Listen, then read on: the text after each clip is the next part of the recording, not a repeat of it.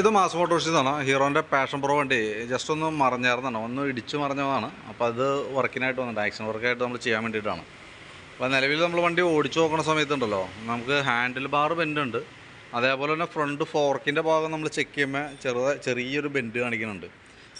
നമ്മളിപ്പോൾ ഫോർക്ക് ഇപ്പോൾ ഈ ഒരു പൈപ്പ് അഴിച്ച് തിരിക്കുന്ന സമയത്ത് ഇവിടെ അതിൻ്റെ കറക്റ്റ് ഡിസ്റ്റൻസ് തിരിക്കുന്നതിനനുസരിച്ച് ഇവിടെ ഇങ്ങനെ മാറി മാറി വരുന്നുണ്ട്. അപ്പോൾ ഫോർക്ക് ബെൻഡ് വരുമ്പോഴാണ് ആ പ്രോബ്ലം കാണിക്കുക. ഒന്നോലെ നമുക്കത് അഴിച്ച് ഫുള്ളായിട്ട് ഫോർക്ക് അലൈൻ ചെയ്ത് ലെവൽ ചെയ്ത് കയറ്റിയിടാം.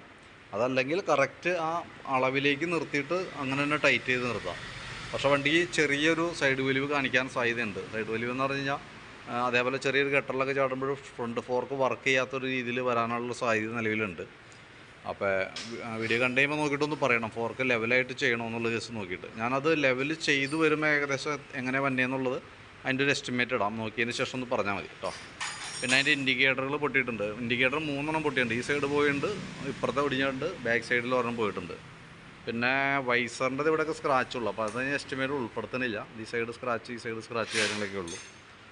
മൺകാർഡിനൊന്നും വേറെ പറയത്തക്ക കംപ്ലയിൻറ്റ് വന്നിട്ടില്ല. പിന്നെ ഈ ക്രാഷ് കാർഡ് ഇവിടെ ഇടിച്ച് ശരിക്കും ബെൻഡായിട്ടുണ്ട് ഇടയ്ക്ക്. അപ്പോൾ ഇത് ലെവൽ ചെയ്തിടുമ്പോഴത്തേക്ക് ഇവിടുത്തെ അതിൻ്റെ ശരിക്കും പറഞ്ഞാൽ ഒരു ചിളങ്ങിയേക്കണത് കൊണ്ട് പിന്നീട് ഓടിയാനുള്ള സാധ്യത കൂടുതലാണ്. അപ്പോൾ ഇങ്ങനെ വരുമ്പോൾ ക്രാഷ് കാർഡിൻ്റെ കേസ് എപ്പോഴും നമ്മുടെ സേഫ്റ്റിയുമായി ബന്ധപ്പെട്ട് വന്ന സംഭവം ആയതുകൊണ്ട് അത് മാറ്റി കളയണമായിരിക്കും നല്ലത് കേട്ടോ. എസ്റ്റിമേറ്റിൽ ഞാൻ ഉൾപ്പെടുത്തുന്നുണ്ട്. വീഡിയോ കണ്ടതിന് ശേഷം നോക്കിയിട്ട് പെർമിഷൻ കിട്ടിയാൽ മാത്രം നമ്മൾ ചെയ്യുള്ളൂ. അതല്ലെങ്കിൽ നമുക്ക് ലെവൽ ചെയ്തിടാം. പക്ഷേ ലെവൽ ചെയ്തിടുന്നത് സേഫ് അല്ല കേട്ടോ. പിന്നെ ഈ പറഞ്ഞ രീതിയിൽ അതിൻ്റെ വയറിങ്ങിൻ്റെ കംപ്ലയിൻ്റ് ഉണ്ട്, വയറിങ് കിറ്റ്. അപ്പോൾ അത് കൂട്ടത്തിൽ ചെയ്യാൻ പറഞ്ഞിട്ടുണ്ട്. അപ്പോൾ അതും കൂടിയും നമുക്കൊന്ന് അറേഞ്ച് ചെയ്തിട്ട് ഐറ്റം അവൈലബിൾ ആണോ എന്നുള്ളത് തപ്പി നോക്കട്ടെ. കിട്ടുമെന്നുണ്ടെങ്കിൽ അതും കൂടി മേടിച്ച് നമുക്കത് മാറ്റി കളയാനായിരിക്കും കുറച്ചുകൂടി നല്ലത് കേട്ടോ. അപ്പോൾ അത് എത്രയും ഭാഗം ഉൾപ്പെടുത്തിയിട്ടുള്ളൊരു എസ്റ്റിമേറ്റ് ഞാൻ തരാം. ഞാൻ നോക്കിയിട്ടൊന്ന് പറഞ്ഞാൽ മതി. പിന്നെ ഈ സൈഡ് കവർ കൂടെ പൊട്ടിയിട്ടുണ്ട്. സൈഡ് കവർ ശരിക്കും പറഞ്ഞാൽ ഒരെണ്ണമായിട്ട് നമുക്ക് കിട്ടില്ല ഈ സൈഡ്. അതിപ്പോൾ ഒരെണ്ണം സായി എന്ന് പറഞ്ഞ കമ്പനിയുടെ കുറഞ്ഞ ഒരെണ്ണം മേടിച്ച് വെച്ചാലും മതി. കാരണം കമ്പനി ഐറ്റം വരുമ്പോഴത്തേക്ക് ഏകദേശം ഒരു 900 ചില്ലാൻ രൂപ ഒരു പീസിന്, ഒരെണ്ണത്തിന് വരും. ഏകദേശം 980, 1000 ആ റേഞ്ച് വരുന്നുണ്ട് ഒരു കവറിന് മാത്രം കേട്ടോ.